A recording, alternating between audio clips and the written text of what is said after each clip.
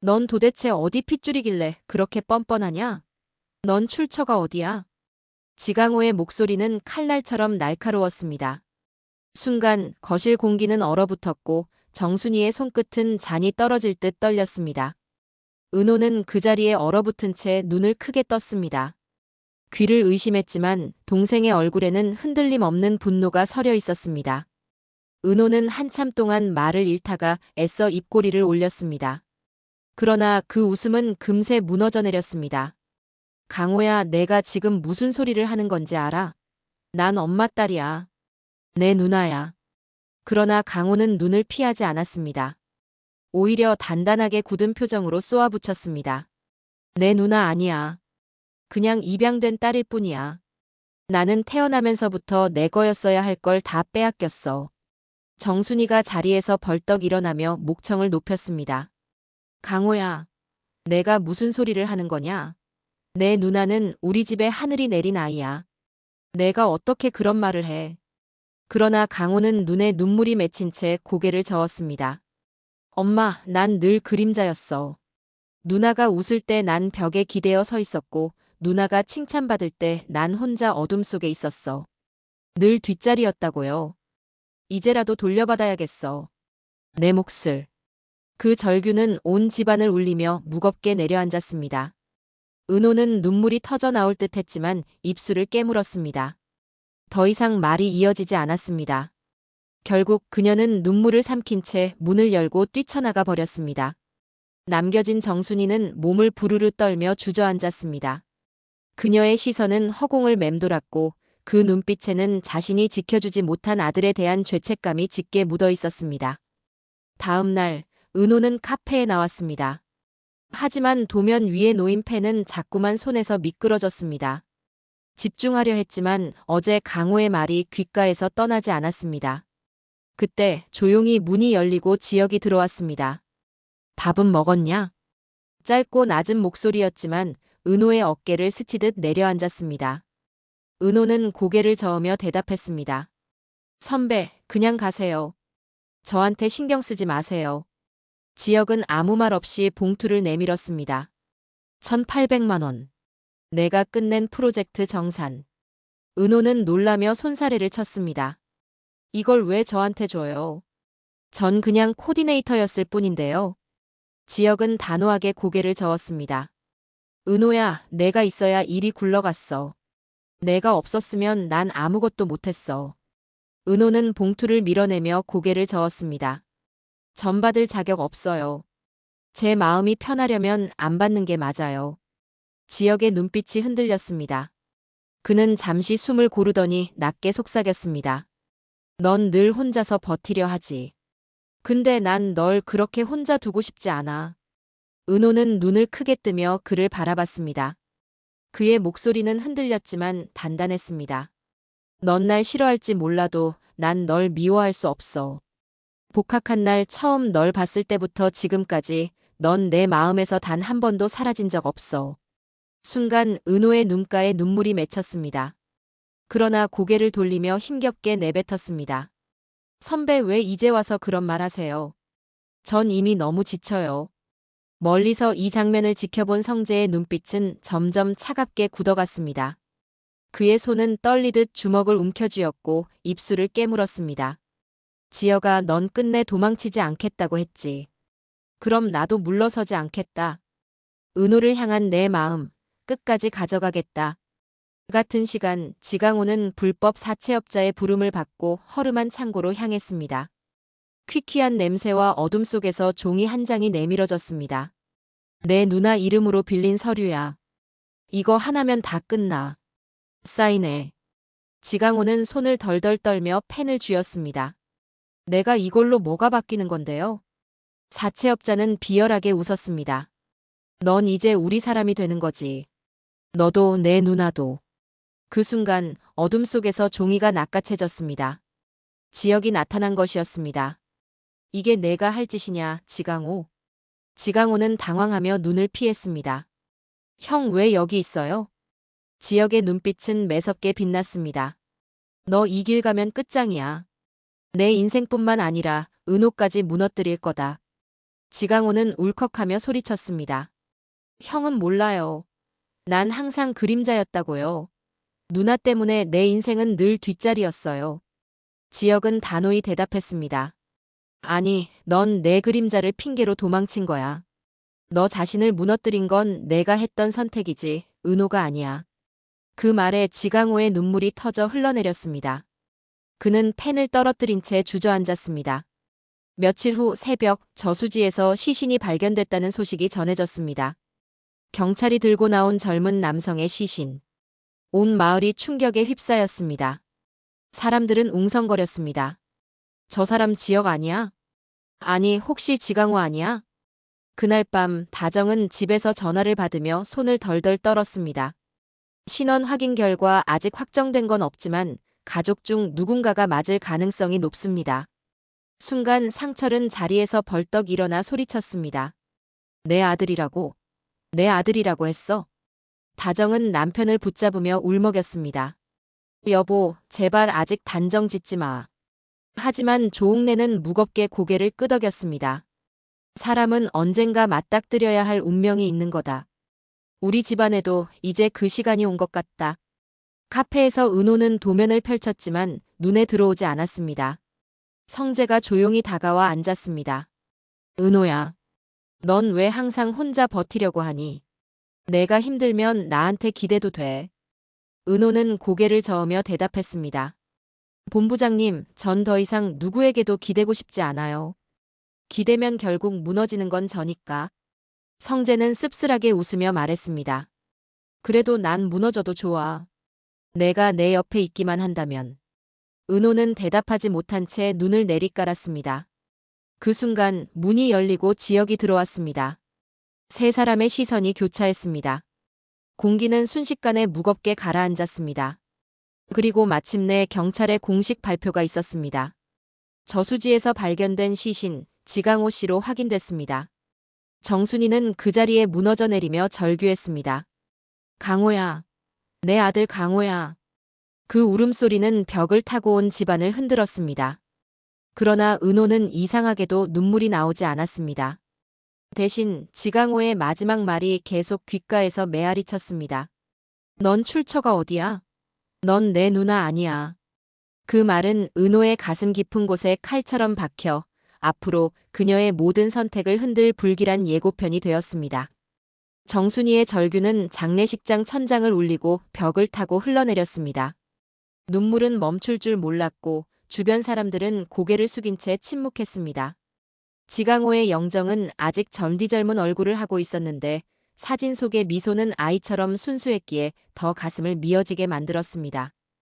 은호는 사람들 틈에 앉아 있었지만 머릿속은 하얗게 비어 있었습니다. 국화꽃 한 송이를 손에 쥐고 있었지만 차마 내려놓지 못했습니다. 꽃잎은 손끝에서 구겨졌고 가슴 안쪽에는 알 수 없는 공허가 자리 잡고 있었습니다. 강호야, 왜 마지막까지 나를 향해 그런 말을 했을까? 왜 넌 나를 누나로 인정하지 않았을까? 상철은 굳은 얼굴로 문상객들을 맞으며 어깨를 곧게 세우려 애썼습니다. 그러나 아들의 죽음은 그의 가슴을 칼로 베어낸 듯 아팠습니다. 다정은 그런 남편 옆에서 애써 미소 지으며 사람들을 맞았지만 밤이 되면 몰래 화장실에 숨어 울었습니다. 조옥래는 손자를 잃은 충격에 식음을 전폐하고 기도만 반복했습니다. 하느님, 제발 저 아이 영혼만이라도 편히 데려가 주세요. 내 손자가 왜 이렇게 빨리 떠나야 했습니까? 장례식 마지막 날, 은호는 한쪽 구석에서 조용히 앉아 있었습니다. 그때 성재가 다가왔습니다. 그의 검은 양복은 단정했지만 얼굴은 굳어 있었고 눈빛에는 미묘한 애틋함이 섞여 있었습니다. 괜찮아? 은호는 억지로 고개를 끄덕였습니다. 괜찮지 않아요. 근데 괜찮은 척이라도 해야겠죠. 성재는 그녀의 어깨를 바라보다가 낮은 목소리로 속삭였습니다. 은호야, 넌 혼자가 아니야. 내가 흔들리면 내가 받쳐줄게. 그러니까 날 믿어. 그때 장례식장 안으로 지혁이 들어왔습니다. 그의 눈빛은 차가웠지만 영정 앞에서 머리를 숙일 때만큼은 깊은 슬픔이 묻어났습니다. 은호와 눈이 마주쳤을 때 공기는 순간 멈춘 듯 했습니다. 성재는 그 시선을 가로막듯 은호 옆으로 몸을 기울였습니다. 지역의 눈빛이 순간 굳어졌습니다. 장례가 끝난 후 집으로 돌아온 은호는 방 안에서 불 꺼진 채 앉아 있었습니다. 순이가 조심스레 문을 열고 들어왔습니다. 은호야. 네, 엄마. 순이는 떨리는 손으로 은호의 손을 붙잡았습니다. 혹시 강호가 했던 말 마음에 담아두지 마라. 넌 내 딸이야. 세상 그 무엇보다도 소중한 딸. 은호는 엄마의 눈을 들여다보았습니다. 그런데 그 눈빛 속에는 설명할 수 없는 흔들림이 있었습니다. 진실을 숨기려는 사람의 눈빛 같았습니다. 은호의 가슴은 더 무겁게 가라앉았습니다. 며칠 뒤 지역은 회사에서 보고서를 정리하다가 우연히 오래된 자료 파일을 발견했습니다. 거기엔 지은호 보호 대상, 친부 불명이라는 기록이 남아 있었습니다. 그의 손끝이 덜덜 떨렸습니다. 그날 밤 그는 카페로 은호를 찾아갔습니다. 은호야, 내가 오늘 본 걸 말해야 할지 모르겠다. 널 더 아프게 할까봐 겁나. 선배, 전 더는 숨기는 거 못 견뎌요. 그냥 말해주세요. 지역은 잠시 망설이다가 입을 열었습니다. 내 출생 기록에 친부 불명이라고 되어 있었어. 은호의 눈이 커졌습니다. 심장이 쿵 하고 내려앉는 소리가 들리는 듯 했습니다. 무슨 소리예요? 저희 엄마 아빠 절 키운 엄마 아빠 맞잖아요. 지역은 고개를 숙였습니다. 맞아. 하지만 뭔가 숨겨진 게 있는 것 같아. 내가 모르는 진실이. 은호의 눈에서는 그제야 눈물이 터져 흘러내렸습니다. 한편 고성이는 박진석의 서재에서 전화기를 내려놓으며 입꼬리를 올렸습니다. 드디어 터졌군. 지강호가 죽고 은호의 출생 비밀이 드러나기 시작했어. 옆에 있던 박영나가 놀란 눈으로 물었습니다. 엄마, 은호 언니랑 우리 집이 무슨 관계라도 있는 거예요? 고성이는 딸을 똑바로 바라보며 미소를 거두었습니다. 영나야, 세상에서 힘을 주려면 진실을 감추고 거짓을 키워야 해. 넌 지금은 몰라도 돼. 그러나 영나는 그 말 속에서 서늘한 비밀의 냄새를 맡았습니다. 며칠 뒤 성재는 은호를 불러냈습니다. 손에는 아버지 회사의 오래된 자료 박스를 들고 있었습니다. 은호야, 이건 내가 아버지 기록실에서 찾은 거야. 내 이름이 여기에도 있어.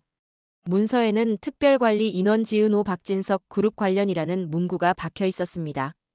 은호는 숨이 막히듯 속삭였습니다. 이게 무슨 뜻이에요? 성재는 깊은 한숨을 내쉬며 대답했습니다. 아마도 우리 집안과 내 출생이 연결되어 있는 것 같아. 은호의 눈이 크게 흔들렸습니다. 내가 박진석 회장과 연관이 있다고? 그럼 성재와 나는 대체. 그날 밤 은호는 혼자 길을 걸으며 갈피를 못 잡고 있었습니다. 차가운 바람이 스쳤지만 마음속 혼란은 더 뜨겁게 일렁였습니다. 그때 뒤에서 발걸음이 다가왔습니다. 지역이었습니다. 은호야. 은호는 멈춰서서 눈물을 닦았습니다. 선배 전 이제 어디에도 설 수 없는 사람 같아요. 가족도 사랑도 다 무너지는 것 같아요. 지역은 그녀의 어깨를 붙잡으며 단호하게 말했습니다. 아니야. 넌 지은호야. 그게 전부야.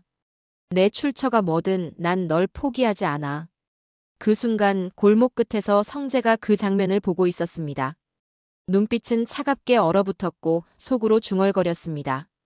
지영 널 끝내 막아야겠구나. 그 아이는 박 회장의 피를 이은 애야. 고성희의 입술에서 흘러나온 이 말은 방 안의 공기를 송두리째 얼려버렸습니다. 박영란은 충격으로 손을 움켜쥐었고 눈이 흔들렸습니다. 엄마, 지금 뭐라고 했어요? 은호 언니가 아빠랑 관련 있다고요? 고성희는 차갑게 웃었습니다.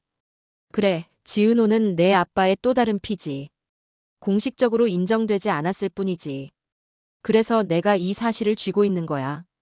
이걸 어떻게 이용할지는 전적으로 내 손에 달려있지. 박영란은 숨이 막혀 말을 잇지 못했습니다. 고성희의 눈빛에는 욕망이 가득 차 있었습니다. 그 무렵 은호는 집으로 돌아와 어머니 순이와 마주 앉았습니다. 순이의 얼굴은 잔뜩 굳어 있었고 눈동자는 흔들리고 있었습니다. 엄마, 저 솔직히 말해줘요. 제가 정말 엄마 딸이 맞나요? 순이는 입술을 달달 떨며 고개를 저었습니다. 은호야, 넌 내 딸이야. 내가 직접 품에 안고 키운 아이야. 근데 왜 제 출생 기록에 친부 불명이라고 되어 있어요? 엄마, 뭔가 숨기고 있는 거죠? 순이의 눈가에 눈물이 맺혔습니다. 그녀는 마침내 손으로 얼굴을 가리며 울부짖었습니다. 그래, 넌 내 배에서 낳은 아이가 아니야. 하지만 내가 내 딸인 건 변하지 않아. 은호는 온몸이 굳어버렸습니다. 벼락처럼 내려친 진실이 가슴을 갈기갈기 찢었습니다. 그 시각, 지역은 성재와 마주 앉아 있었습니다. 두 사람 사이에는 날카로운 긴장감이 감돌았습니다. 성재가 먼저 입을 열었습니다. 지혁아, 은호 옆에서 물러서. 내가 곁에 있으면 은호만 더 아프게 돼. 지혁은 눈을 치켜뜨며 대답했습니다. 은호를 지키는 게 내가 할 일이다. 넌 내 감정 때문에 은호를 옭아매고 있어. 성재는 쓴웃음을 지었습니다. 넌 정말 내가 은호를 지킨다고 생각해? 아니야. 넌 내 욕심을 위해 그녀를 붙잡고 있는 거야. 두 사람의 눈빛은 불꽃처럼 부딪혔습니다. 다음 날, 은호는 회사 로비에서 우연히 박진석과 마주쳤습니다. 박진석은 순간 멈춰서서 은호를 똑바로 바라봤습니다. 내가 지은호. 은호는 긴장된 목소리로 대답했습니다. 네, 맞습니다. 그런데 왜 제 이름을? 박진석의 눈빛이 미묘하게 흔들렸습니다. 그는 입술을 달싹였지만 이내 등을 돌렸습니다. 아무 일도 아니다. 그냥 닮은 것 같아서. 그러나 그의 뒷모습은 어딘가 무겁고 불안정했습니다. 집에 돌아온 박진석은 술잔을 들며 중얼거렸습니다. 은호 설마 그 아이가. 고성이는 그런 남편을 보며 조용히 다가와 속삭였습니다. 당신 이제 숨길 수 없을 거예요. 지은호가 누구인지 세상이 곧 알게 될 테니까. 박진석은 잔을 탁 내려놓으며 고성을 질렀습니다. 그 입 다물어. 그건 내 인생에서 가장 큰 실수였어. 절대 세상에 알려져서는 안 돼. 그러나 고성희의 눈빛은 이미 차갑게 굳어 있었습니다. 그녀는 은호를 카드로 삼아 권력을 쥐려 하고 있었습니다. 한편 은호는 방 안에서 오래된 상자를 꺼내 들었습니다. 그 안에는 자신도 처음 보는 낡은 편지가 들어 있었습니다. 봉투에는 지은호에게 내가 알 나이가 되면이라는 글씨가 적혀 있었습니다. 편지를 펼치자 낯선 필체가 드러났습니다. 은호야, 넌 내가 세상에서 가장 사랑한 아이야. 하지만 지켜줄 수 없었다. 너를 지키기 위해 난 떠날 수밖에 없었다. 내가 언젠가 나를 원망하더라도 진실을 알아주길 바란다. 내 아버지. 은호의 손에서 편지가 덜덜 떨렸습니다. 눈물이 종이 위로 떨어져 글씨를 번지게 만들었습니다. 다음 날 지혁은 은호를 찾아갔습니다. 은호의 눈은 충혈돼 있었고 손에는 구겨진 편지가 쥐어져 있었습니다. 선배, 이제 알았어요. 전 엄마의 딸이 아니에요. 제 아버지가 누군지도 모르겠어요. 전 도대체 누구예요? 지혁은 그녀의 손을 덥석 잡으며 눈빛을 고정했습니다. 넌 지은호야. 그게 전부야. 출생이 뭐가 중요해. 내가 아는 건 넌 세상 누구보다 따뜻한 사람이라는 거야. 그러나 은호는 눈을 돌리며 속삭였습니다. 근데 선배, 저 이제 무서워요. 내가 누군지 모르는 게 너무 무서워요. 성재는 이 모든 상황을 알게 되면서도 차갑게 결심했습니다. 좋아. 은호가 내 동생이든 아니든 상관없다. 난 끝까지 내 곁에 둘 거야. 그의 눈빛은 불안정하게 흔들리면서도 집착으로 번져가고 있었습니다. 가족 모두가 모인 자리에서 박진석이 무겁게 입을 열었습니다. 지은호, 너는 내 피를 이은 아이일지도 모른다. 그 순간 은호는 심장이 멎는 듯 했으며 지혁은 충격에 주먹을 움켜쥐었습니다. 성재는 얼굴이 굳어지며 속으로 중얼거렸습니다. 그럼 은호는 내. 정순이는 자리에서 벌떡 일어나며 눈물을 흘렸습니다. 안 돼.